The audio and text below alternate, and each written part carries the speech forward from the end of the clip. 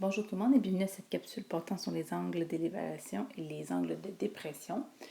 Ici, dans le fond, ça va être dans le contexte du chapitre de la trigonométrie. On va avoir une brève description de ce que c'est chacun de ces angles-là et ensuite on fera un exemple. Donc, un angle d'élévation, qu'est-ce que c'est? C'est un angle formé par l'horizontale et la ligne de visée lorsque l'objet observé est plus haut que la personne qui observe. Donc, dans le fond, l'horizontale, c'est ce qu'on appelle aussi l'horizon. Donc, ici, on a l'horizon.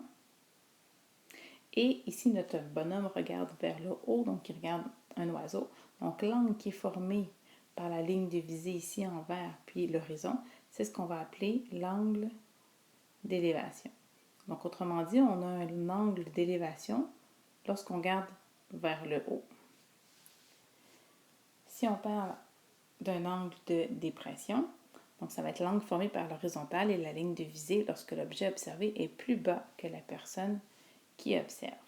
Donc, si on a notre ligne d'horizon à l'horizontale et on a notre bonhomme qui regarde une poule donc vers le bas, donc la ligne de visée est en dessous de l'horizon. Donc, ça veut dire qu'ici, on va avoir un angle de dépression. On va avoir un angle de dépression lorsqu'on va regarder dans le fond vers le bas. On va faire un problème, un exemple. Donc ici, on a Léo qui regarde un immeuble situé à 15 mètres de lui.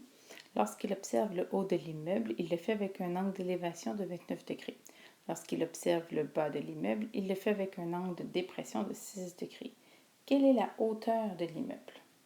On va dessiner Léo, disons, et il regarde un certain immeuble, ici, disons.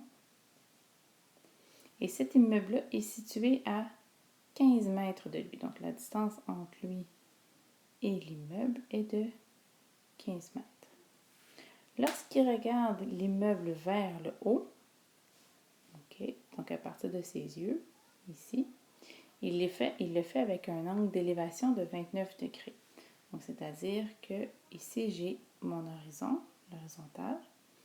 Donc, l'angle ici d'élévation va être de 29 degrés. Lorsqu'il regarde l'immeuble vers le bas, c'est-à-dire ici, il le fait avec un angle de dépression de 6 degrés. Donc ça, c'est les informations que j'ai. Ce qu'il faut savoir aussi, c'est que le 15 mètres de distance que j'ai entre Léo et l'immeuble, je peux aussi dire que ça s'applique à ma ligne qui est en noir ici. Donc de là jusque là, je vais aussi avoir une mesure de 15 mètres.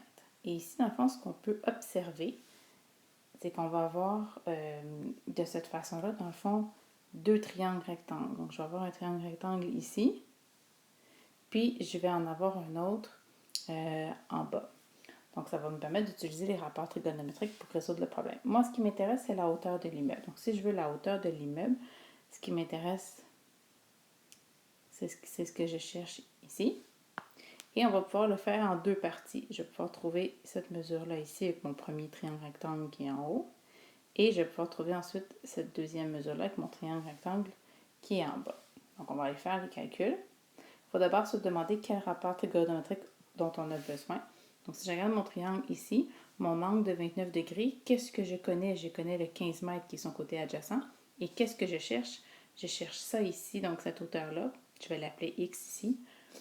Donc, c'est son côté opposé. Donc, opposé et adjacent, ça veut dire que je vais utiliser le rapport tangente. Donc, ça va être ma première étape.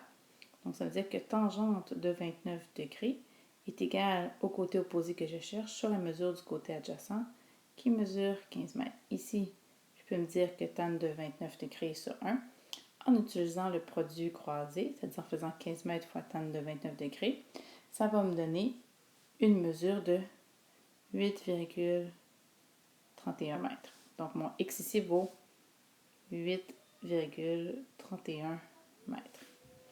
Par la suite, pour ma deuxième étape, donc là, cette fois-ci, je vais aller dans mon triangle rectangle en bas ici, celui avec l'angle droit ici, et je vais chercher ma mesure ici, je vais l'appeler Y pour la distinguer de l'autre.